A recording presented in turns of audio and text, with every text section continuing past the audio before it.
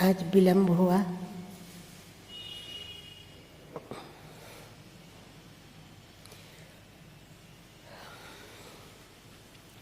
रामचरितमानस में तुलसीदास जी एक बहुत ही कीमती मार्गदर्शन देते हैं जो सभी को जानना चाहिए, समझना चाहिए और उसे अपने जीवन में धारण करना चाहिए।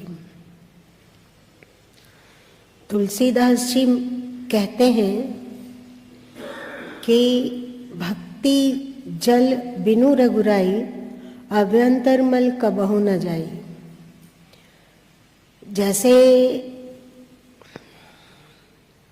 हम लोगों के वस्त्र की गंदगी अथवा शरीर की गंदगी अथवा बालों की गंदगी पानी और साबुन से स्वच्छ होता है। कोई चाहेगा कि हम पानी का इस्तेमाल ना करें अथवा कोई साबुन किसी तरह का इस्तेमाल ना करें तो शरीर की गंदगी अथवा वस्त्रों की गंदगी अथवा बालों की गंदगी नष्ट हो जाए, ये संभव नहीं है। उसी तरह तुलसीदास जी कहते हैं कि भक्ति जल बिनु रघुराई, भक्ति के जल के बिना मन की मलिनता, मन की गंदगी कभी नष्ट नहीं हो सकती है। आप सोचो कि तुलसीदास जी ने भक्ति को ही क्यों चुना। वे कह सकते थे ज्ञान जल बिनु रघुराई, वे कह सकते थे योग जल बिनु रघुराई, वे कह सकते थे वैराग्य जल बिनु रघुराई, वे कह सकते थे अभ्यास जल बिनु रघुराई, तो उन्होंने भक्ति जल बिनु रघुराई ऐसा कैसे कहा? कौन इसका उत्तर देंगे?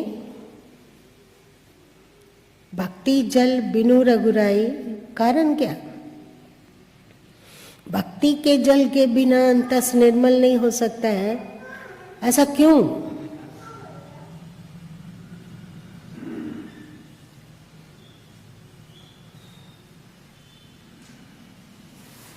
गीता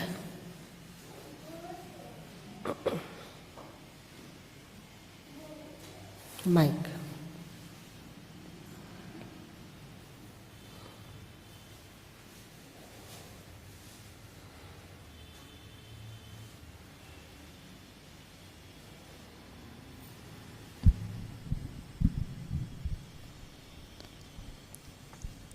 प्रेम से बोलिए परम करुणामयी सदगुरु माँ के पावन चरण कमलों में बारंबार बंदगी।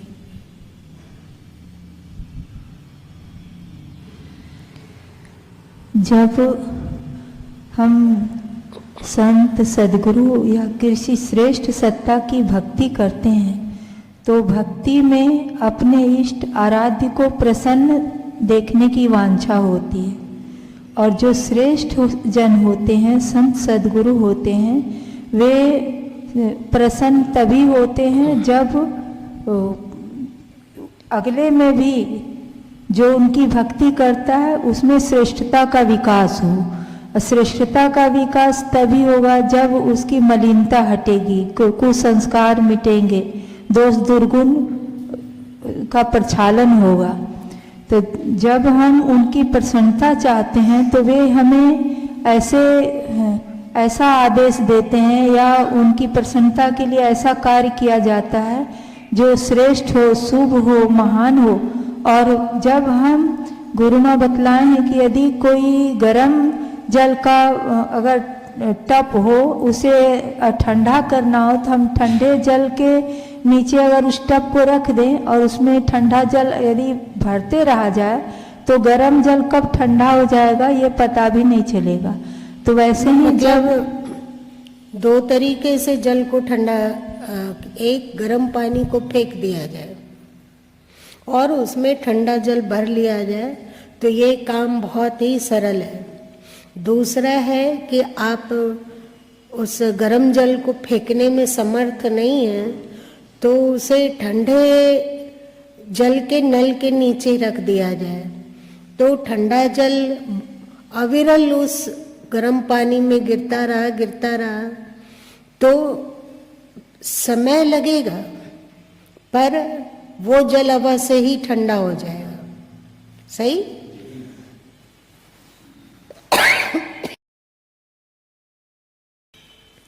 वैसे ही एक है कि हम योग के द्वारा, ध्यान के द्वारा, अभ्यास के द्वारा अपने मन की मलिनता को मिटा लें, और दूसरा संभव है कि हम श्रेष्ठ जनों के प्रति भक्ति रखें। भक्ति किसको कहा जाता है? लगाव को, है ना। आप कबीर और नारदीय भक्ति को पढ़ोगे तो उसमें नारद जी के द्वारा बताए गए भक्ति के 11 सूत्र हैं और उन सूत्रों की चर्चा हुई है। तो भक्ति अत्यंत लगाव, विशेष रूप से लगाव तो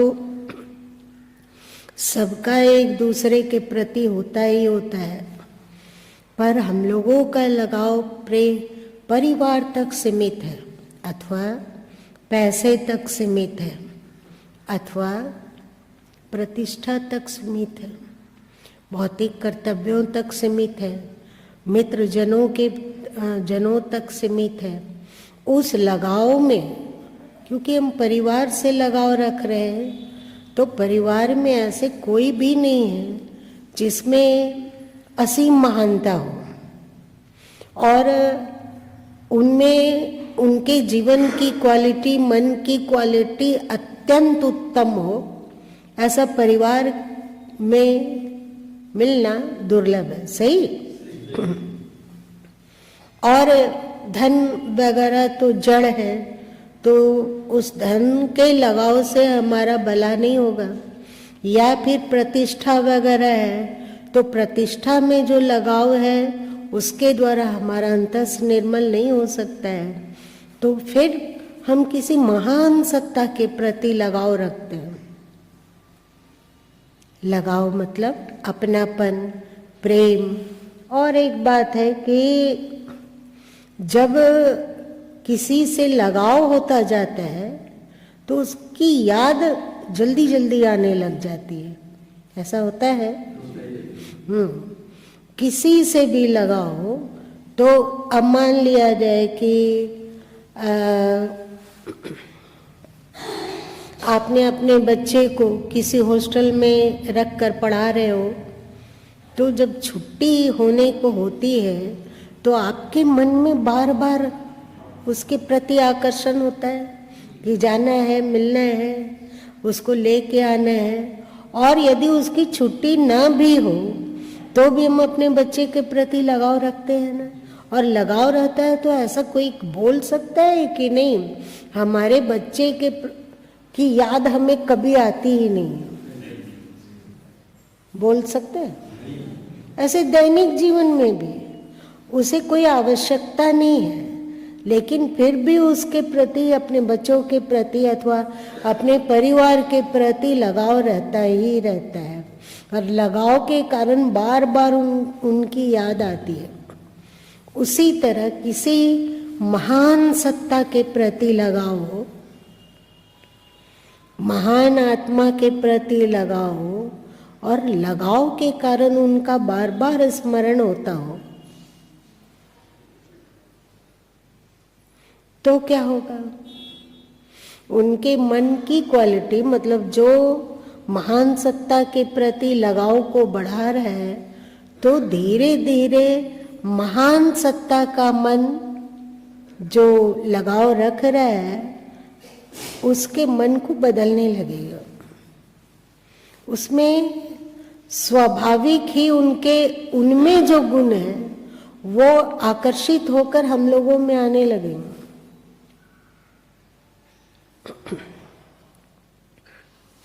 आएंगे। ये योग के द्वारा संभव नहीं है। अगर योग के द्वारा इस चीज की प्राप्ति होगी तो हो सकता है कि सैकड़ों वर्ष लग जाए। अपनी ताकत से यदि हम अपने मन को बदलना चाहेंगे तो सैकड़ों वर्ष लग सकते हैं। और आत्मज्ञान मतलब मैं शरीर नहीं, मन नहीं, बुद्धि नहीं, इसको रटते रटते रटते रटते भी सैकड़ों वर्ष बीत जाएंगे।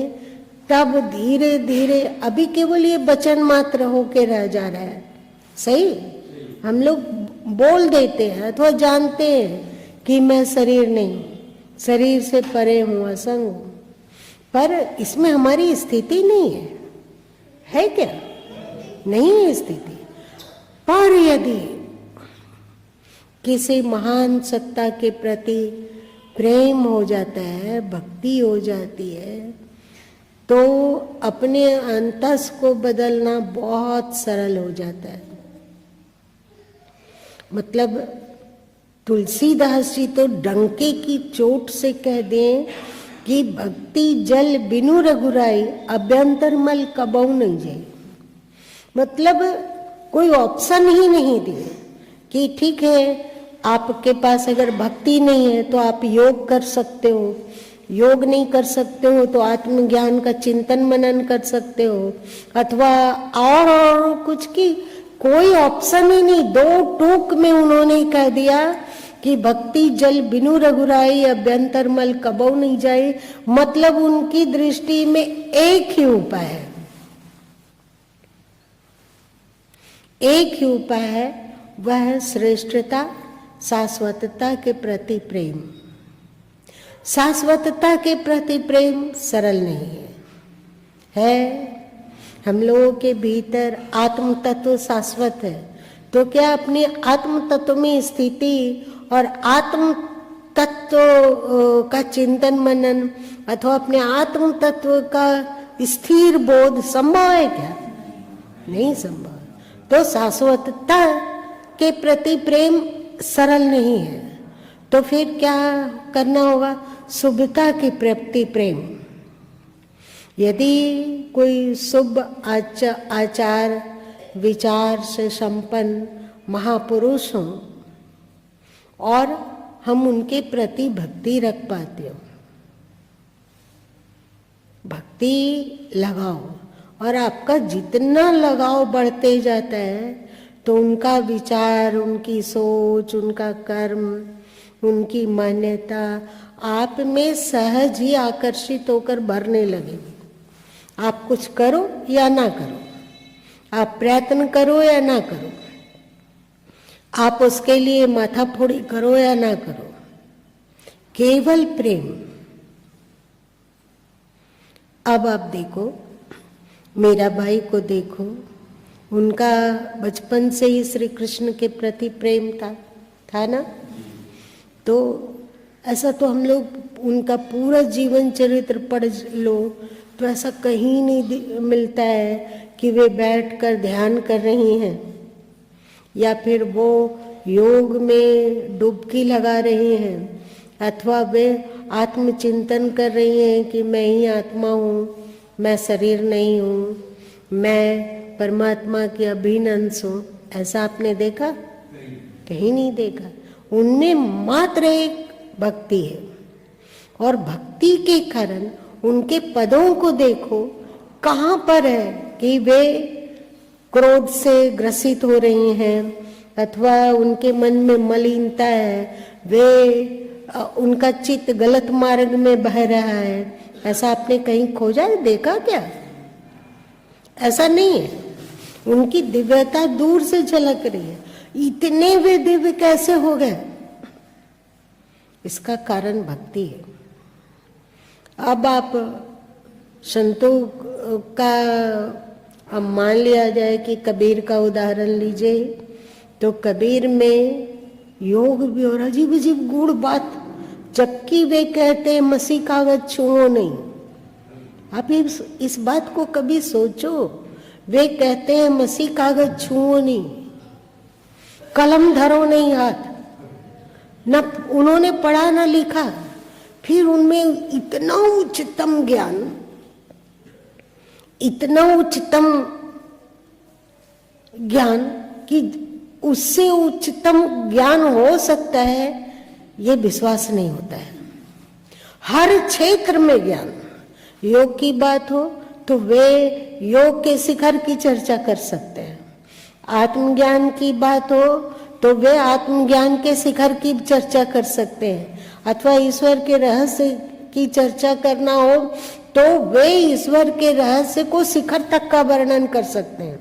आत्म तत्व के बारे में अगर किसी को जिज्ञासा हो तो वे आत्म तत्व को शिखर तक की चर्चा कर सकते हैं।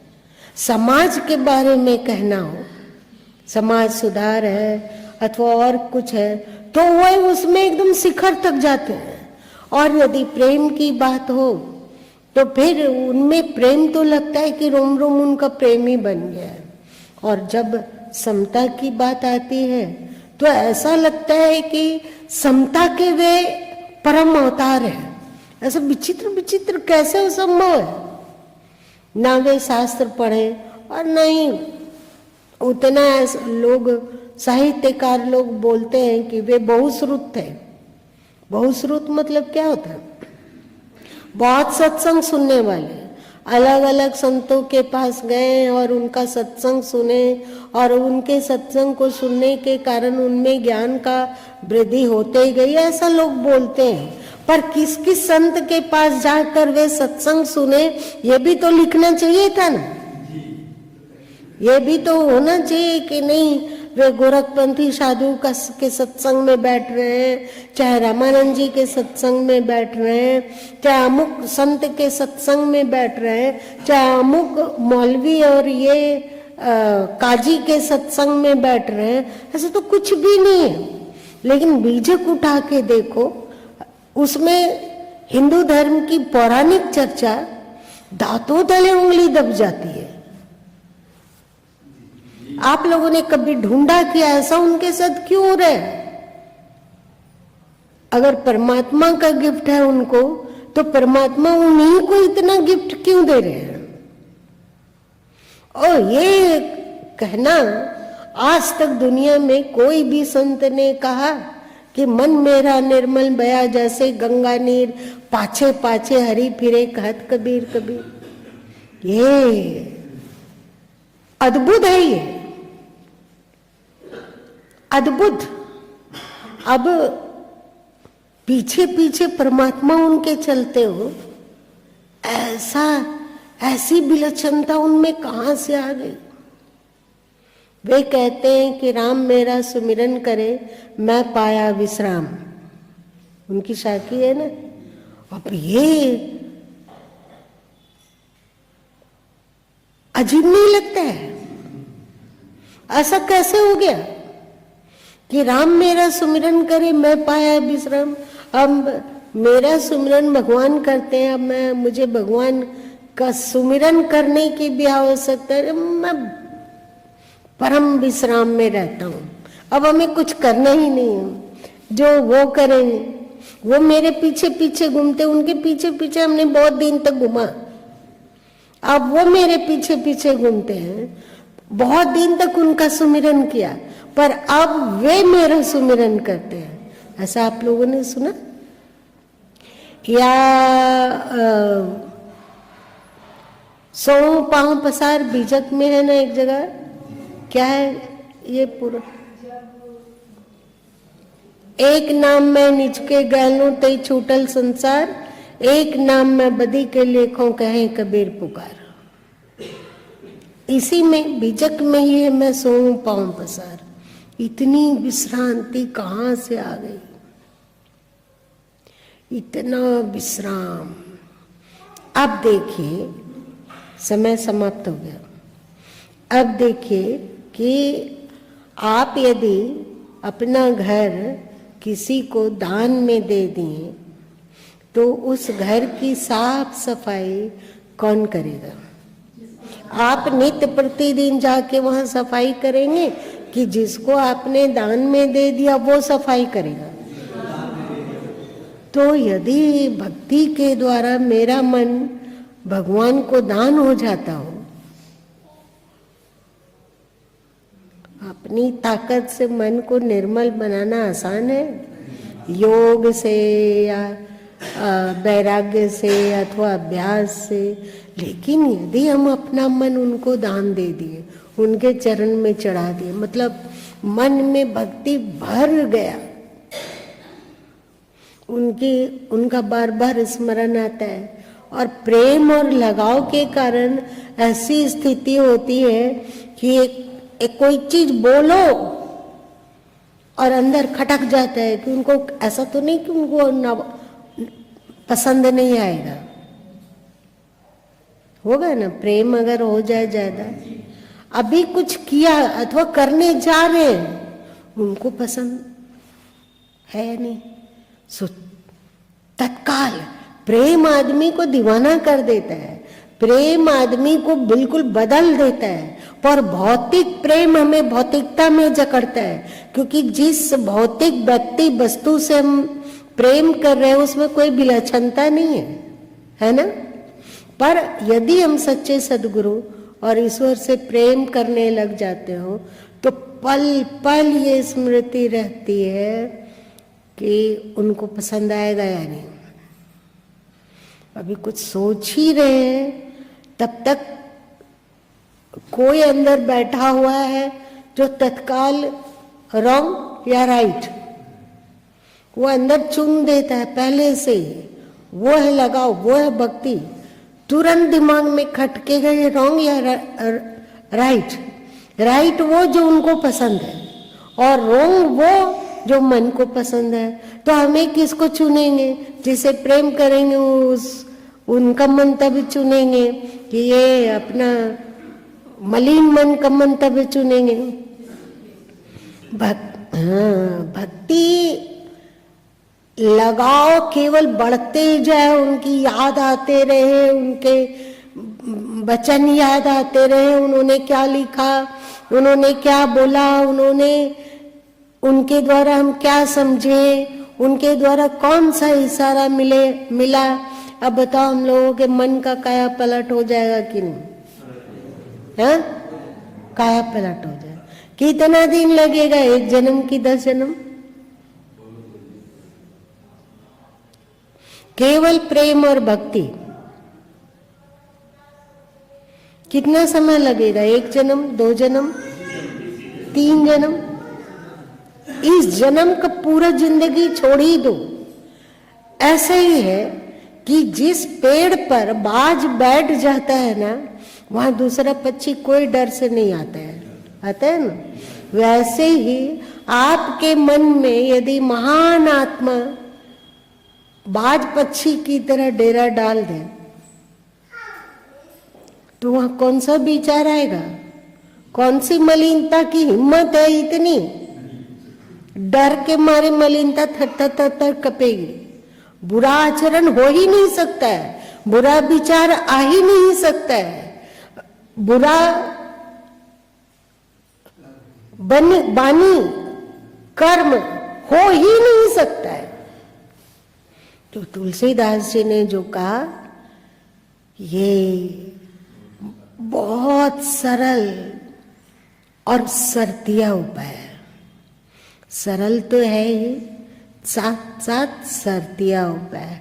आपका सद्गुरु अथवा ईश्वर के प्रति प्रेम बढ़ता जाता है, आपके भीतर अपने आप ज्ञान का विकास होने लगता है, गूढ़ रहस्य अपना रहस्य खोलने लग जाते हैं। ऐसा लगता है कि पूर्ण अस्तित्व उनके सामने प्रकट होने के लिए उतावल हो गए। तो संभवतः हम लोग को समझ में आ गई होगी तुलसीदास जी ने क्यों कहा, प्रेम भक्ति जल बिनु रघुराई, अभ्यंतर मल कबहु न जाए। और प्रेम और भक्ति हो जाने पर ना आदमी तो बदलता ही है, विचार तो बदलता है, एक अजीब सुकून और सुख की अनुभूति होती है।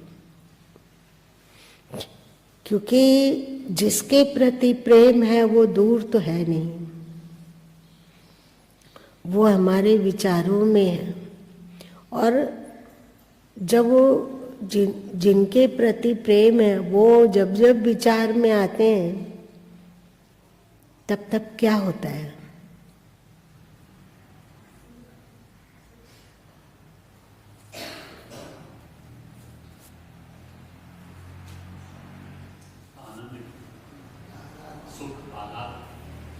कुछ तो होता है जिसको भाषा में नहीं बांधा जा सकता है।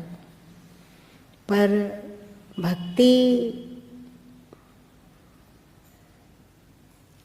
धन्य है।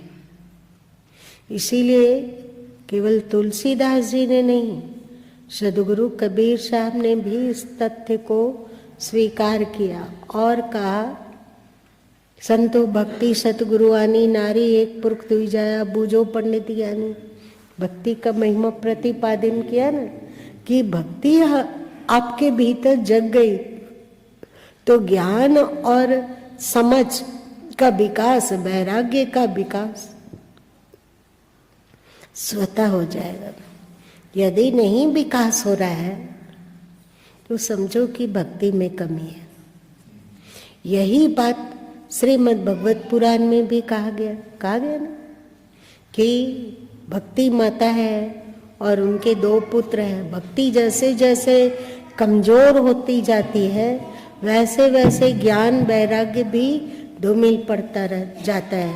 ये आप श्रीमद् भगवत पुराण में इसका प्रकरण सुन चुके हैं ना, कि भक्ति अपने 2 पुत्रों को लेकर रो रही है क्योंकि वे जीर्ण शीर्ण हो गए हैं, है ना।